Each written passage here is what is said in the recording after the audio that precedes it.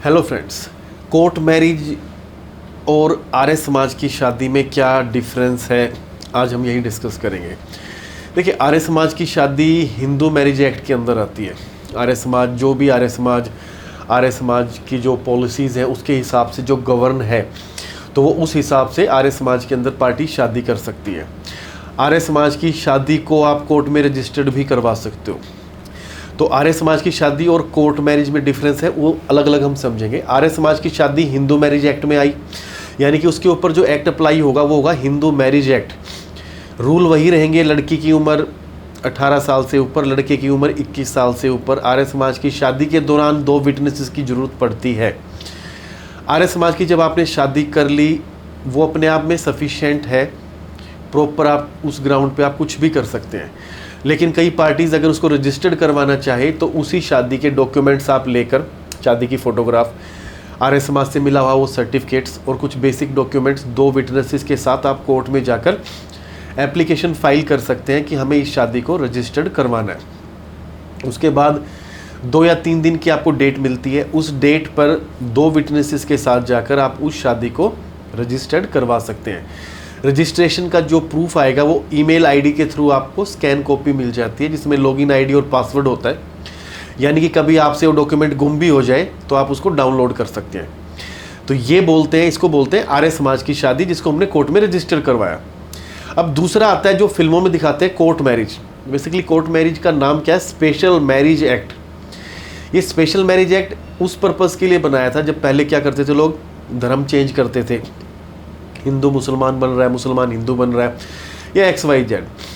उसको रोकने के लिए स्पेशल मैरिज एक्ट का प्रोविज़न लेके आए।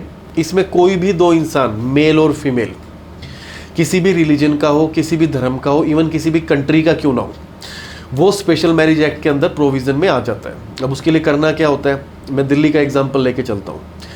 मान लीजिए एक हस्बैंड और वाइफ है जो शादी करना चाह रहे हैं, वो मान लीजिए हिंदू धर्म से ही है।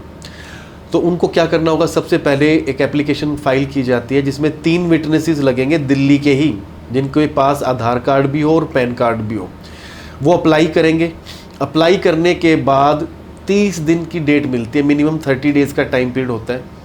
अब उस 30 डेज़ के टाइम पीरियड में एक नोटिस जाता है जो घर पे भी जाएगा, उस घर के एड्रेस पे जो आपने आधार कार्ड में दिया है, और एक नोटिस बोर्ड पे भी डिस्प्ले किया जाता है कि किसी को इस शादी से कोई आपत्ति है तो वो अपनी आपत्ति यहाँ पर दर्ज करवा सकता है। 30 दिन के बाद, मिनिमम 30 डेज़ कंपलसरी है, ये लाइन याद रखना। 30 दिन तो लगेंगे ही लगेंगे, किसी भी सूरत में 30 दिन को ओवरकम नहीं किया जा सकता। अब 30 दिन के बाद जब दोनों पार्टीज आएंगी, लड़का लड़की और 3 विटनेसेस दिल्ली के ही, यानी कि उस स्टेट के ही, तब SDM साहब जो रजिस्ट्रार ऑफिस होगा उसके सामने आपकी फ़ोटो दोबारा खींचेगी। मालाएं भी कुछ लोग आपस में एक्सचेंज कर लेते हैं। वो मालाएं एक्सचेंज होने के बाद आपकी उस दिन जो डेट होगी वो डेट ऑफ मैरिज मानी जाएगी। उसके बाद उसकी ID जो है आपके पास, वो ईमेल के थ्रू आपको रजिस्ट्रेशन प्रूफ मिलेगा। तो दोनों के ऊपर रूल अलग अलग है, ये आप लाइन याद रखना। आर्य समाज की शादी हिंदू मैरिज एक्ट में आएगी, ये स्पेशल मैरिज एक्ट में आएगी, जो कोर्ट मैरिज की आपने 30 दिन वाली।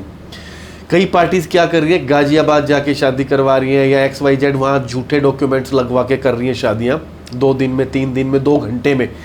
तो ये लाइन याद रखना आप, कल को बाद में जब कभी दिक्कत आती है, दिक्कत कहाँ पर आती है, जब आपको बाहर जाना है, पासपोर्ट, वीज़ा, कई बार डॉक्यूमेंट का रिकॉर्ड तक नहीं मिलता है, और तब परेशानी होती है कि आपने जल्दबाजी में जो भी किया XYZ किसी भी स्टेट से, मैं किसी पर्टिकुलर डिस्ट्रिक्ट का नाम नहीं बता रहा हूँ, लेकिन फर्जी डॉक्यूमेंट देके कोई भी शादी रजिस्टर्ड ना करें।